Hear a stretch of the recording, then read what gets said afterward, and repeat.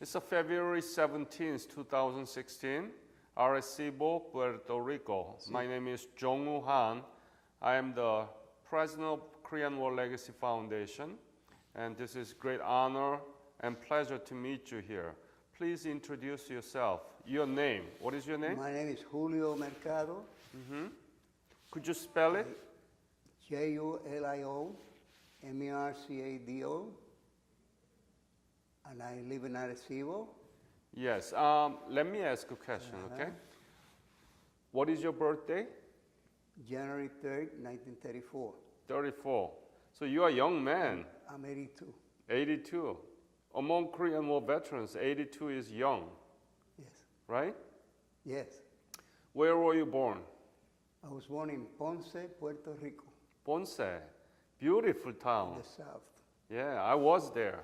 Uh, Yeah, I saw the Catholic church yeah. and firehouse, red firehouse. Beautiful town. I remember all that. Yeah. Tell me about your family when you were growing up. Your parents and your brothers and sisters. When I grew up, I was part of a family of 7 children, 7 children. 2 sisters, and 4 brothers.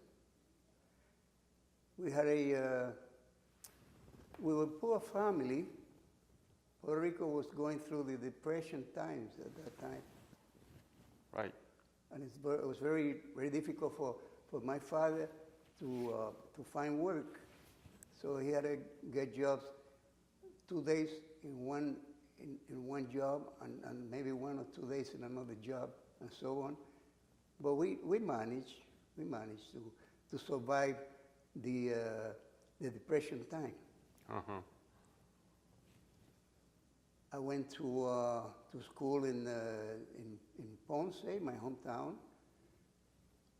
up to the 9th grade. Then we moved to another town, Mayagüez. And my father became a manager with a corporation, and I was there for 4 years. At the age of 17, my parents got divorced. I went to New York at 17.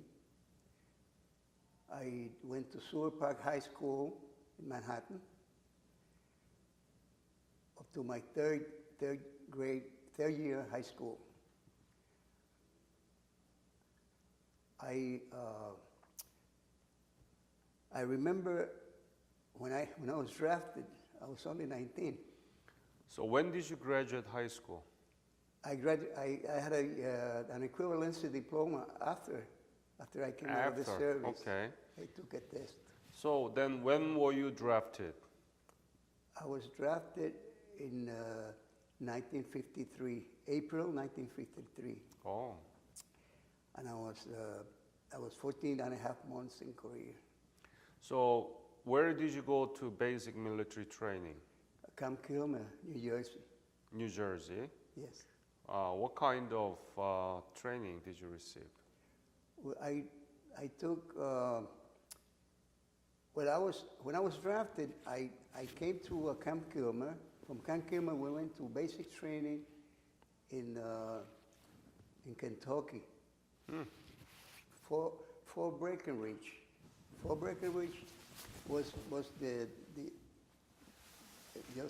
disappeared after our training because they did away with that camp for one reason or another. And the nearest town over there was Fort Eustis, Virginia. And then what happened to you? After the basic training, Then I was in Fort Eustis, Virginia. I was the mail clerk for a while, for a few months. From there, I was sent to Korea, to Japan first. But when did you left for Korea? In I was that was like December 1954. Because I remember I had my 20th birthday while traveling in the ship to Japan. Mm-hmm. So you knew that the Korean War broke out, right? While we were in bivouac and basic training, we received the news that there was a truce being talked about, and we were very happy because the war was over. Yeah. But there was still something to be done. The exchange of prisoners and all that, and that's when I came to Korea. While they were exchanging prisoners, and I visited. I went to Incheon one time. Mm-hmm. I went to Sasebo. No, Sasebo is in Japan. I went to. I saw Chejindon Road. Chejindon Road, the Valley of Death, and the high mountain of where they had the difficulty with the soldiers. They used to take over that mountain.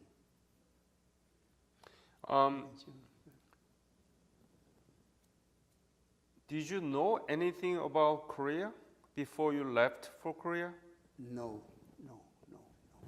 You didn't learn anything from history class? They never gave us history class. They told us that we were going to go there and combat the enemy. That was take it over.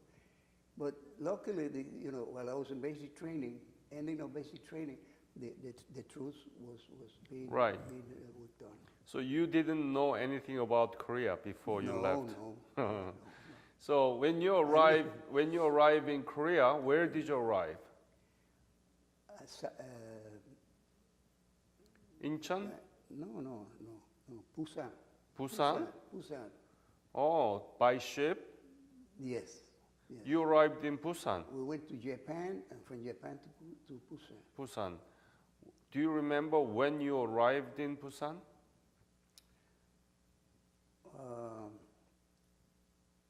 Exactly. I don't remember. Is it 1955? No. I died in Busan in 1954. 1954. You said that you left for Korea in 1953. 3. Yeah. At the end of 1953, like December, November, December. Because I remember because it was my birthday. Yes, birthday. While traveling to Japan. And then you arrived in Busan only 1954. 1954. Yes. Tell me about the Busan you saw. How was it? Oh boy, I tell you, I was so sad all the time because there was I seen the families carrying their home on their back.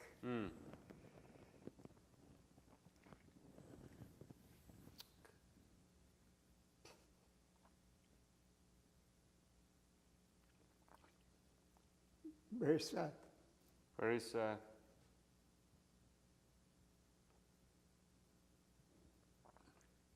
I saw all the hunger that the little children were going through. So that when I went out for security guard, I used to carry crackers in my pocket to give them. I saw many things that were beyond my, because poverty in Puerto Rico was really bad, but compared to the war area, it's not the same.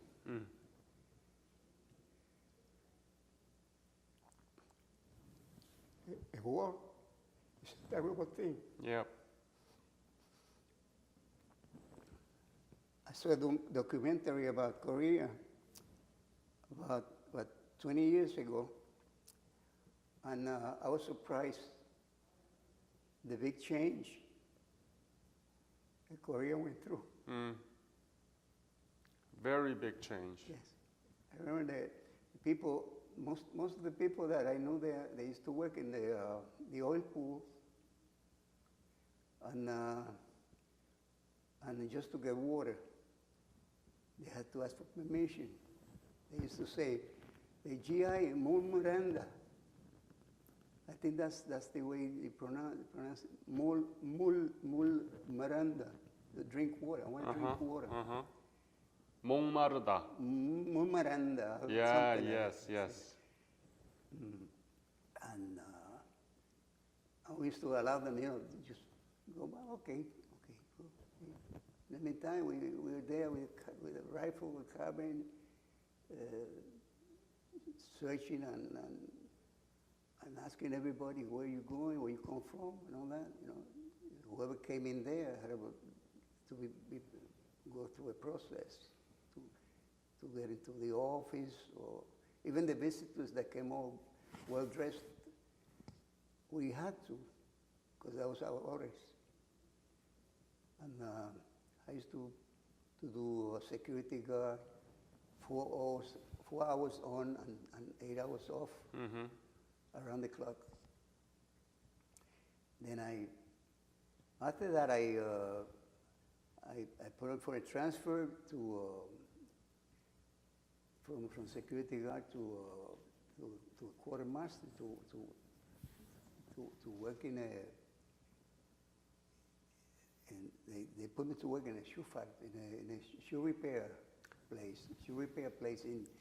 That's why I mentioned Cheyington Road, because we had to go through there to get to the shoe repair place. And I spent quite a few months there. Yeah. So you were in Busan? In Busan. And then did you move to anywhere else? I went to stay- a place called Masan. Masan, yes. Masan. But it was just to pick up some guys that were. It was an exchange of prisoners. Oh, They had to be held in a certain place and Yes. then transferred to another one. yeah. So we went there. I went to Incheon one time with some of the other troops to pick up some prisoners. Even it's a funny thing, it was not only prisoners of the Korean from north or south, but some prisoners of the GIs too that were in prison, that were rotating back to the States. And before rotation, they had to be brought over to a certain place to be checked, a checking point, where they went through sanitation checks and everything. Yeah. When did you leave Korea? In 1955, in April, in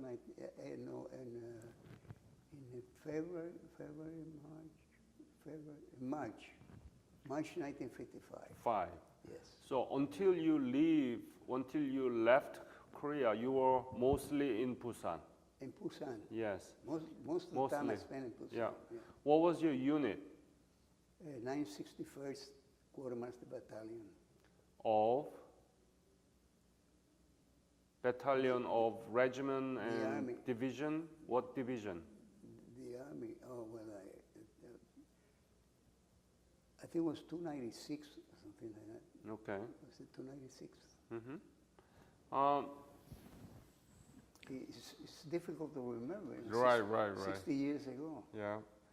And even though the ceasefire was signed, but according to the U.S. federal government, the Korean War extended until January 31st of 1955. So you are Korean War era veteran, right? Yes. Yes. Yes. How was the situation in Busan? Were there any guerrillas or the enemies there still? Was it dangerous? No, once in a while they had these alerts where somebody tried to cross the parallel, and everybody went on alert, and we were on alert sometimes for a day. But a day you and were a in half. Busan, right? Huh? You were in Busan. Yeah, Busan. So Busan is not close to the 38 parallel. No, but they put everybody in alert. Yeah.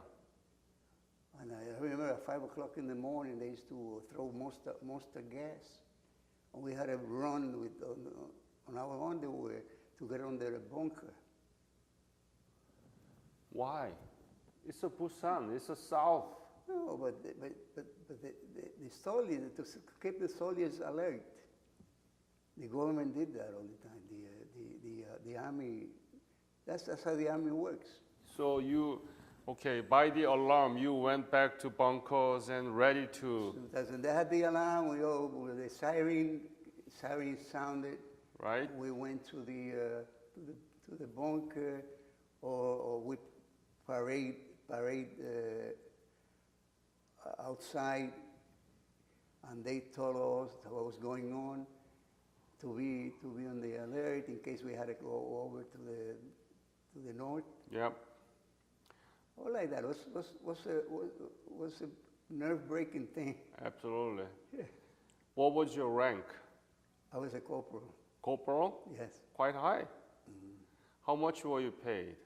Oh, I don't remember exactly. I think at that time it was about $89. Uh-huh. $89 a month. Did you send the money back to your family? I used to send. Uh-huh. In fact, they gave me a PFC rank in Virginia, and for a couple of hours I was AWOL one time because my father came from Puerto Rico and to New York, and I didn't keep track of time. I missed the bus going back to Virginia, and I had to stay overnight. So when I came back, I was AWOL for 4 hours. So the mayor, I remember the mayor says you're no longer a PFC. So one stripe that I had, you know.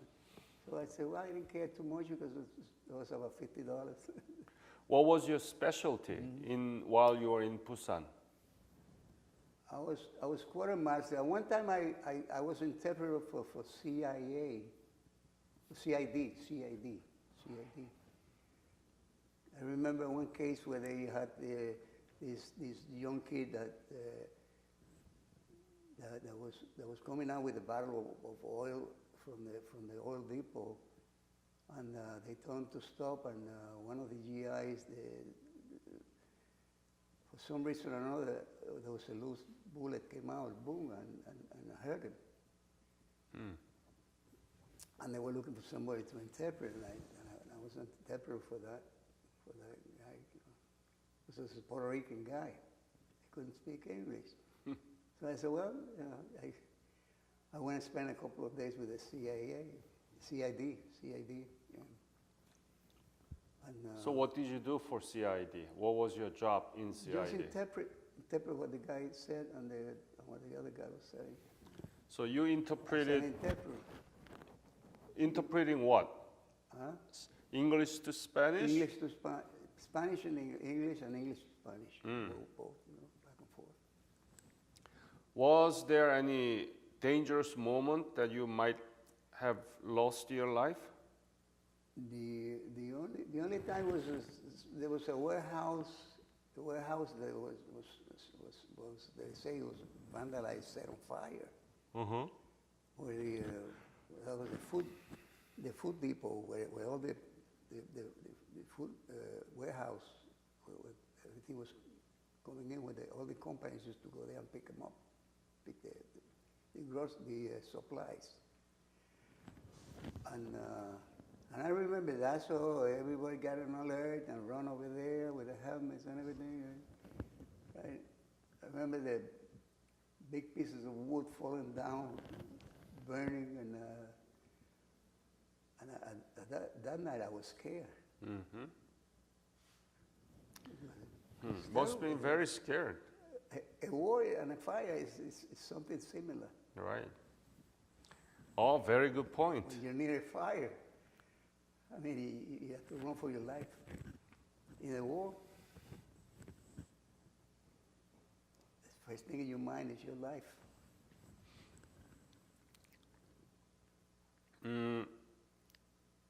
How was your life in Busan? Where did you sleep? What did you eat? And any other things that you did? It was normal. One time I I asked a girl to, I wanted to taste what they call kimchi. Mm-hmm. And I tasted it, it's fish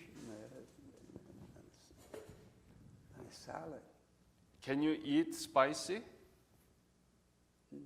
Sometimes I eat spicy. Uh-huh. Yeah. Wasn't it too spicy for you, the kimchi? No. No? No. Ah, No. you're pretty good. No. It was like fish salad. Right. And, very good. I remember when I used to visit the houses around the area where I used to work. When we went on leave, on pass, sometimes that's what I did. What? Go visit some of the Korean houses and try to talk to them Really? in Korean and see, because I had a notebook and I used to put down Oh. every word that I heard, the way it sounded to me in Spanish or in English. I wrote it down, and I used to practice if I, because right, you will be in Korea and you have to learn some Korean. That's very good point. Yeah. Yeah. Many soldiers who did not even try to learn, No. but all they knew was Japanese, you know. But you are exceptional. You wanted to learn Korean language. Yes. That's very nice. Well, 14 and a half months in a place. Yeah. You have to learn some words. Uh-huh. Say, origami shimika, ani hashimika, lolongamida, all those things, you know. I cannot remember and put them all together now. But at that time, yes, because I was there and I was used to it, you know, talking back and forth.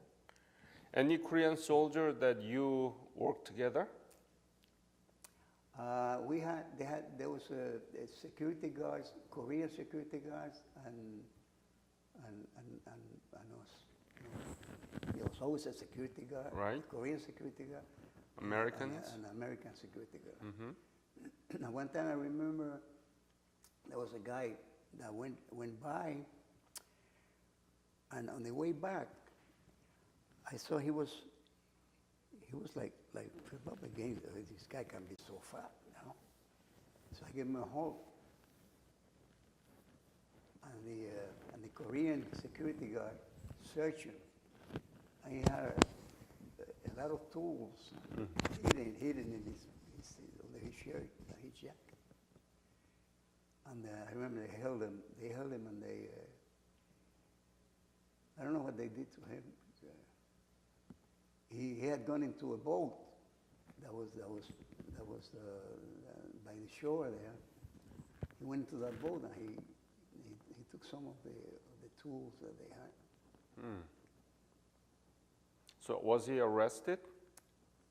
Yes, because the Korean guard called the supervisor and they came in a jeep and they took him. Mm. I don't know what they did to him. They were very mad at him.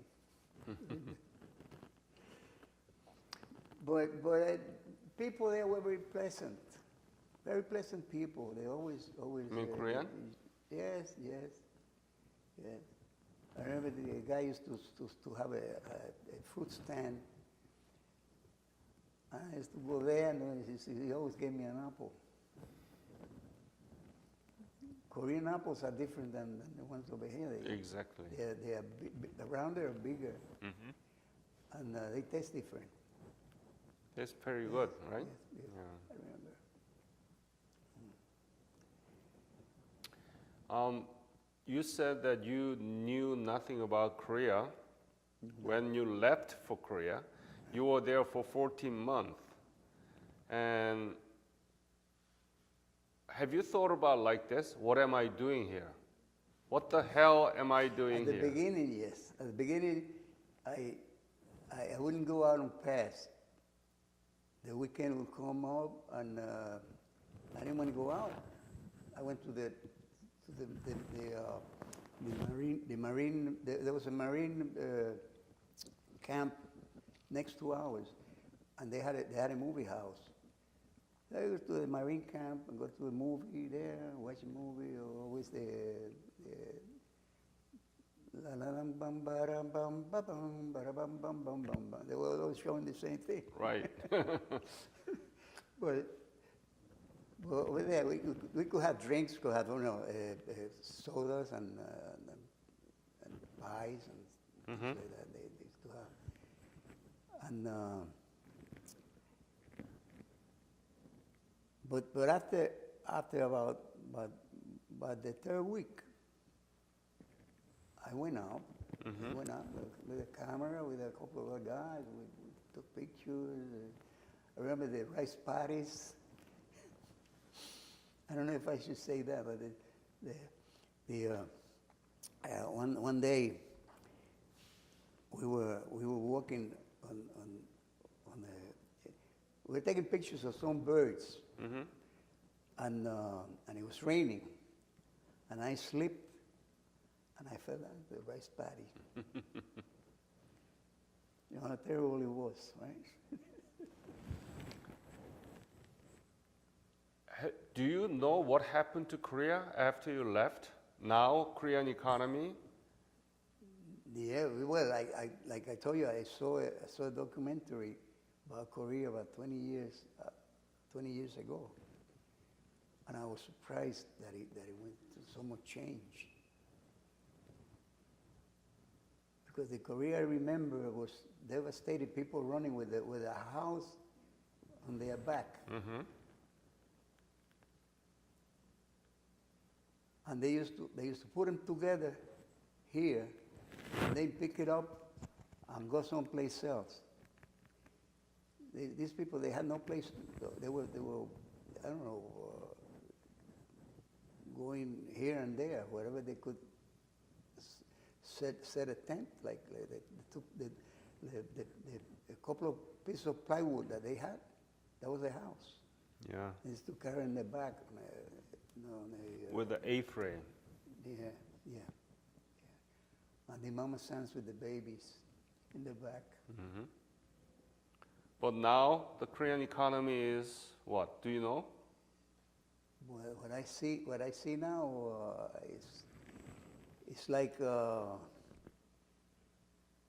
more like the United States.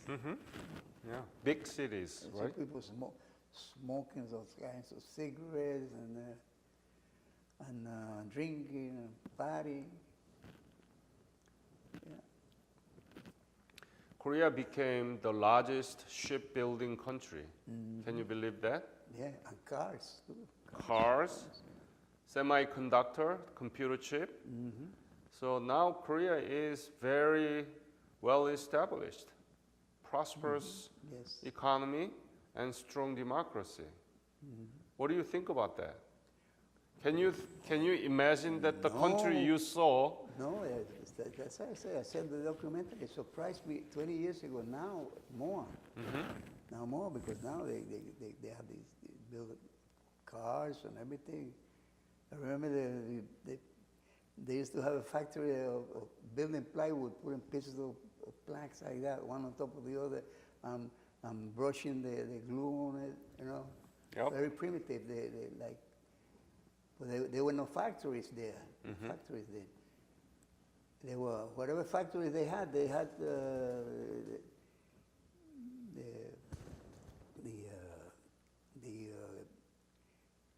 agriculture for fertilizer and things like that. That was the biggest factory they had over there. For the rice, to You're grow rice. Yep. Everybody was growing rice. So isn't that amazing? Yeah. Such a great transformation, right? We were able to do that because you came and protected us from the communist attack. Oh, thank you. Oh yeah. That's why we are doing this. We want to preserve your memory, honorable service, and sacrifice. Many people who died during the war, no? Yeah. So we want to keep the record of your witness, your oral history, and to be able to teach to our young generations. That's why we are doing this. That's great. What was the most difficult thing during your service in Korea? The most difficult thing in the service, I tell you, when in Korea, I knew I had to be there as long as they kept me there. So I had no place to go, nothing except receiving letters from my family, from my now present wife. We have been married 60 years. Mm-hmm. 3 months after I came from Korea, we got married. So you told me that you met your wife through pen pal. Pen pals. How? Tell me about it. Well, there was a magazine called Echo, Puerto Rican magazine. Uh-huh. And Magazine. Magazine. And they had a 2 pages that says that the column of the soldiers. Mm-hmm. Entonces, I wrote to them. I had some poems that I wrote, and I told them that they could put them on the magazine. And they wrote back to me that they say they couldn't publish them because they have to be in a book. Ah. You can't publish poems just loosely like that. Mm-hmm. But at the same time, I sent a picture that I wanted to have male exchange with girls at my age. And a couple of girls wrote. Really? One of them was my wife. What did she write to you? Well, she wrote to me about how life was, what was going on in New York. Uh-huh. And I wrote her what was going on in Korea. Yesterday I went here, yesterday I went there. So, and we exchanged whatever happened, just in a friendly way. So when I came back, I went to visit her. And we Became friends. we became very good friends. I saw the picture of your wife with you together, Yes. and two of you are look-alike. We had the same last name. That's one of the reasons why she wrote me. Oh. Because she had Mercado. a cousin, Julio Mercado. Ah. And she was surprised to see Julio Mercado, but it was a different picture. Ah. So but it was curiosity killed the cat. That's very interesting, isn't it?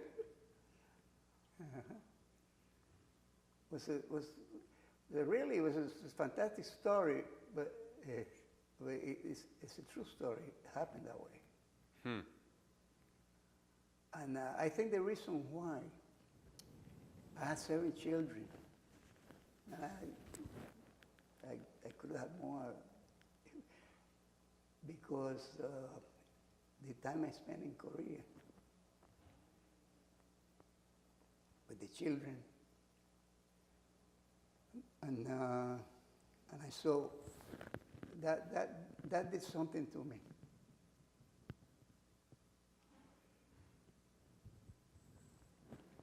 It made me more family oriented.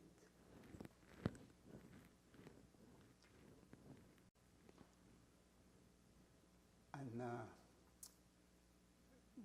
when my children were little, I used to look at them. Remember.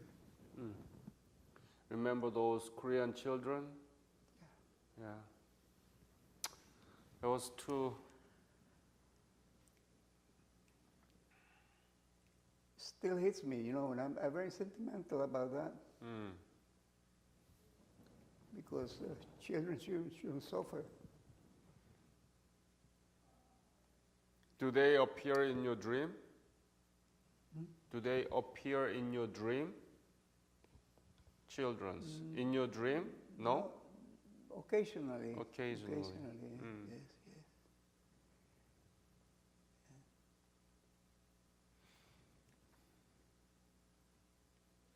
Anything you remember from Korea again? Korea. One time there was a little boy that the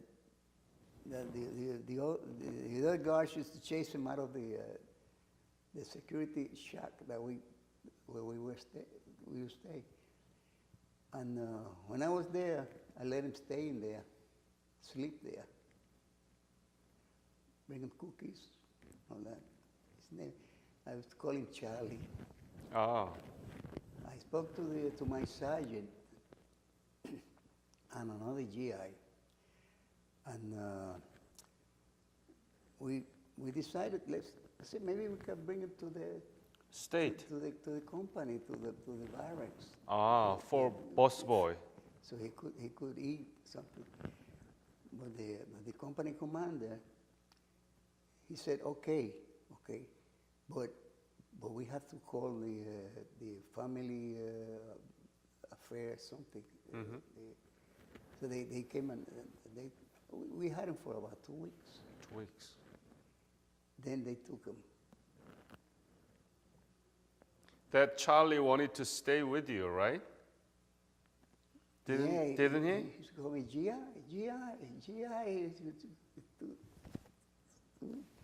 to hug me. It was like a son. Yeah. So if Charlie is watching, Yeah, if, right? if he was a young kid, about maybe 5, 6 years old at that time. So he could be about 50 in the 50s now, right?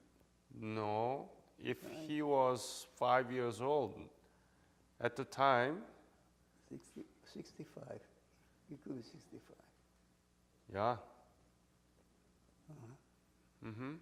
65, I made it to 65. Almost 70. But that's another good You thing never about. know. You never know. Exactly. Someday he might see something in a magazine or something that he comes across. He might remember. It made me remember. Yes. Yeah. And I'll say hello to Charlie. Say it to him. Hello, Charlie. This is the GI Julio from Korea. And hello to another person that I remember the name, Moon Soon. Say it. Message. Give them message. What do you want to say to them? And look at the camera. I remember when I was in Korea, and I still remember you, Charlie, and Moon Soon, more than anybody else, because we used to spend time together, and the wonderful times to remember. Any other story you want to share with them? Any scenes that you can describe to them so that they know you? Any episode that Charlie, you had? I was that GI that let you sleep in the guard hut, and we brought you to the company. You spent a few days with us, and then they transfer you to orphanage. I think it was in 1954. So this message is from Julio to Charlie and Monsu from Puerto Rico now. It's a 2016, right? This is amazing. This is amazing. It's Arecibo, Puerto Rico, and February 17, 2016. Julio is looking for the Korean boy that he used to live with for 2 weeks. Yes. Charlie. Yeah, Charlie. What is the impact of war to human being? What is it? I don't know. See, when I finished basic training, the way it train you, I was ready to go to war. They didn't tell me it was Korean and Japanese. You go out to fight somebody that you don't know. And kill them. That didn't do anything to you. But we are under pressure. You build up a pressure that you're ready, anxious to go to combat. Because you have to help your country or somebody else's country, and you have to get this enemy out of there. And the first thing you have to remember is that your life comes first. Right. Yes. And when you face somebody that you don't know, you have no reason to hurt him or kill him, why do it? It's because somebody else is telling you to do it. Mm-hmm. And we have no say. I don't want to do it. Because they say you're serving your country. So it's all about country. And I figure I'm serving my country. But my country is not in the United States. It's Puerto Rico. Right. I'm not fighting for Puerto Rico. Now we're going through a situation that Puerto Rico was declared like a Commonwealth at one time in the United Nations, and now the Congress says no, they never did. They never did say that. So I don't know who's lying, but I'm an American citizen, and I don't know where I am.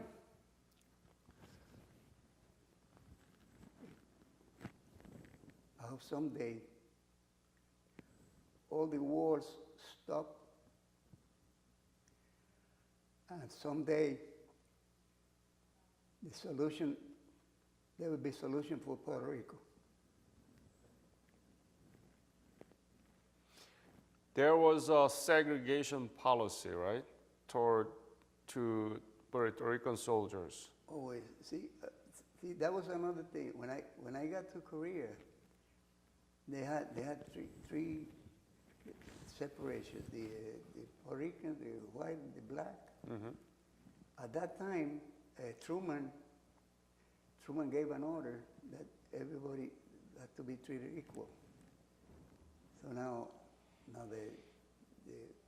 they had Puerto Ricans, blacks, and whites, and Hawaiians, Japanese, whatever, all in the same barracks. Mm-hmm.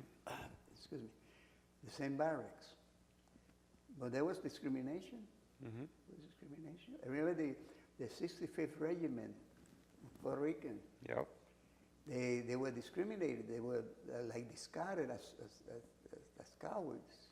And court-martialed. Yeah, but I saw changing. I saw the valley, Death Valley, in Korea, and I saw the mountain. I remember the mountain. The name of the mountain.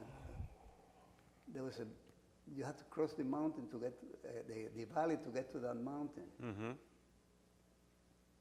And that's where they had the difficulty. You're talking about Kelly? Kelly, Yes. yeah. Mountain. Mm-hmm. Montaña Kelly, Mount Kelly.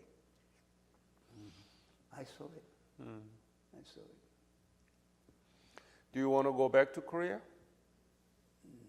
No, not really, no. Korean government has a program called Korea Revisit Program. They invite you back to Korea to show the changes being made by the Korean people after you left, after you protected us. Would you be interested in going there?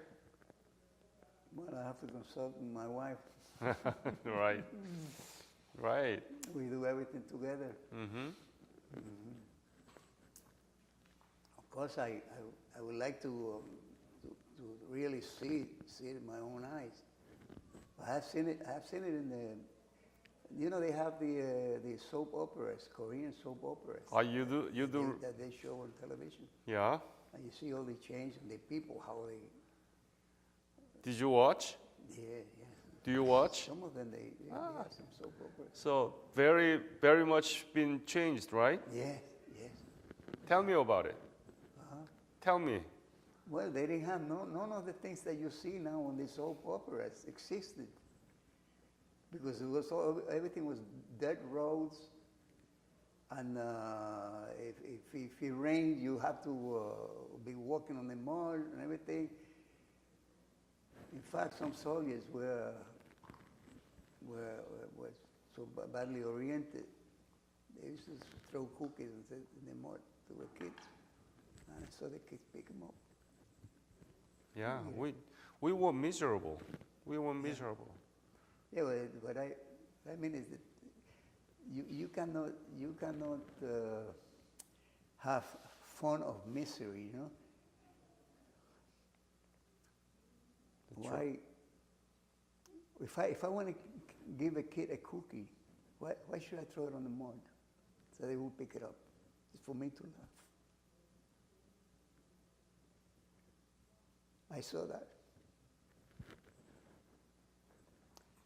And I saw people doing the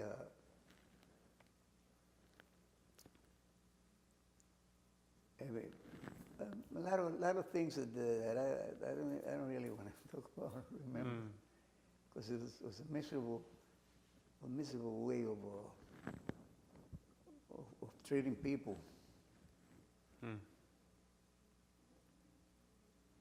But I want you to know that Korean people never forget, and they, that's why we are doing this, recording your witness, so that people learn from it. Okay. You know that the Korean War regarded as forgotten war, right? Forgotten. Yeah. Forgotten. Oh, yes. Yes, I asked that when I went to the disabled veterans. They gave me some literature. I said, well, what happened to the Korean soldiers? You have all the Vietnam, the Afghanistan, all that. I don't see the Korean. What happened? Me and another fellow I know there, we're from Korea. Oh, well, there's only a few left, he told me. I think so they forgot. It was forgotten. That's it. Well, now they're having problems, see? Yep. Because I heard the news that this young kid, North Korea. North Korea, he dropped an atomic nuclear bomb on the south, to the south. No. And They tested. A menace. That was a test to see how far they could get to the United States. What is the importance of the Korean War? Why is it important, do you think? The only importance I see that Korea should be together, South and North Korea. It should be one Korea.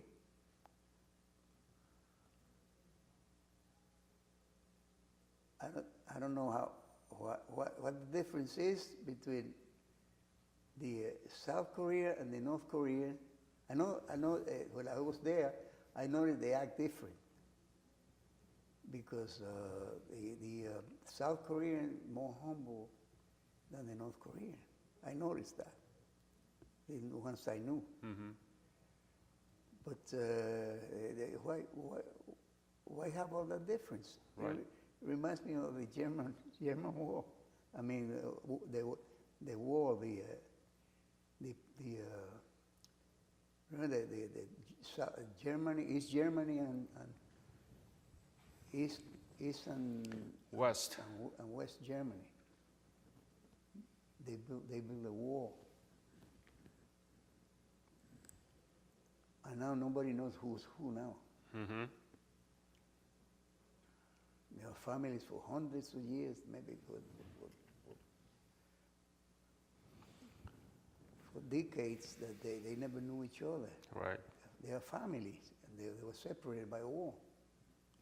Korea is the same thing. Same thing. Separated by a parallel. 38 parallel. Yes. 38, yeah. I think you made excellent points, a lot of them, that Korea need to be reunified. The war is unbearable to human beings. Any other message that you want to leave to this interview? That I wish someday there'll be no more war, and we all can treat each other as in a friendly manner. We don't have that happen in Mexico. Discrimination with the farmers and the people from the city. In South America, Dominican, Haiti. These are islands are separated by a difference of I don't know what kind of difference, because they're people like everybody else. We have the same feelings. We all have the same feelings, right? Why not try to live in peace and treat each other as fellow, like Christ said, love my Father above everything else, and love your neighbor as you love yourself. Right. And someday, we really hope that we can be reunited and see if we can find your buddy, Charlie. Charlie. Yeah. I'm very moved by your witness and your love of those children that actually affected your family life. And I want to thank you for your fight for Korea and your love of Korea, and Thank you. pray for us so that we can be reunited. I only have remember the good things about my time in Korea, because there were more good things than bad things. Than in fact, I don't remember any bad things that were caused by the Korean people or the Korean War or anything like that. Just what touches me is the misery that was going on. A country in war with so much poverty. Well, now it's different. And we could say, long live Korea. Long live Korea. Long live Julio. Thank you. And bless on Korean War veterans from Puerto Rico. You are very exceptional. Thank you. Yeah. Thank you very much.